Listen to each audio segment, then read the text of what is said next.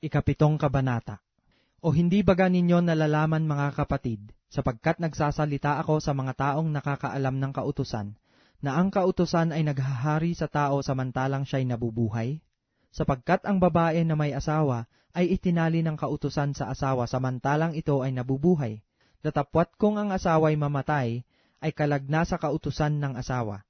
Kaya nga kung samantalang nabubuhay ang asawa, siya'y makikisama sa ibang lalaki, siya'y tatawaging mangangalunya. Datapwat kung mamatay ang asawa, ay laya na siya sa kautusan, anupat siya'y hindi na mangangalunya, bagaman siya'y makisama sa ibang lalaki.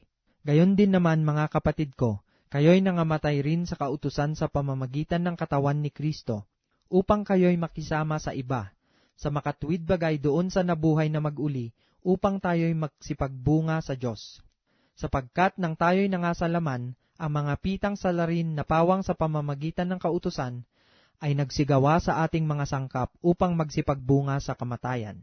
Datapwat ngayon tayo'y nangaligtas sa kautusan, yamang tayo'y nangamatay doon sa nakatatali sa atin. Anupat nagsisipaglingkod na tayo sa panibagong espiritu at hindi sa karatihan ng sulat. Ano nga ang ating sasabihin? Ang kautusan bagay kasalanan? Huwag nawang mangyari. Datapwat, hindi ko sana nakilala ang kasalanan, kundi sa pamamagitan ng kautusan, sapagkat hindi ko sana nakilala ang kasakiman, kung hindi sinasabi ng kautusan, huwag kang mananakim.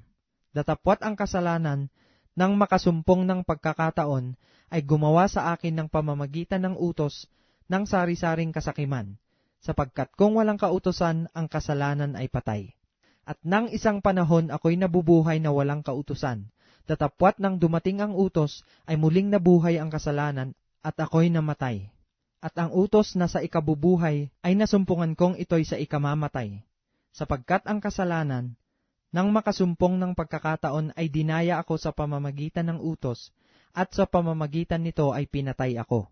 Kaya nga ang kautusan ay banal, at ang utos ay banal, at matuwid, at mabuti. Ang mabuti nga baga ay naging kamatayan sa akin?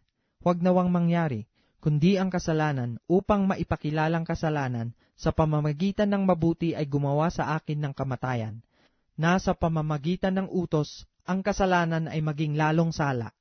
Sapagkat nalalaman natin na ang kautusay sa Espiritu, ngunit ako'y sa laman, na ipinagbili sa ilalim ng kasalanan.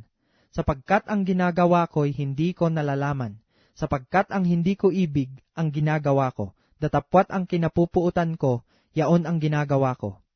Ngunit kung ang hindi ko ibig ang siyang ginagawa ko, ay sumasang-ayon ako na mabuti ang kautusan. Kaya ngayon hindi ako ang gumagawa nito, kundi ang kasalanang tumitira sa akin.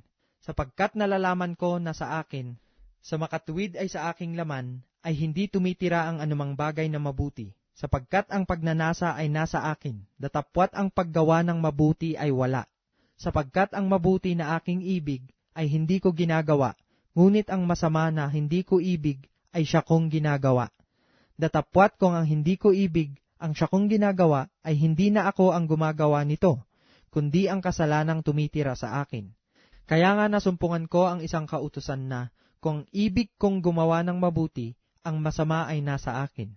Sapagkat ako'y nagagalak sa kautusan ng Diyos ayon sa pagkataong loob. Datapwat nakikita ko ang ibang kautusan sa aking mga sangkap na nakikipagbaka laban sa kautusan ng aking pag-iisip, at dinadala akong bihag sa ilalim ng kautusan ng kasalanan na nasa aking mga sangkap. Abang tao ako! Sino ang magliligtas sa akin sa katawan nitong kamatayan? Nagpapasalamat ako sa Diyos sa pamamagitan ni Hesukristo na Panginoon natin.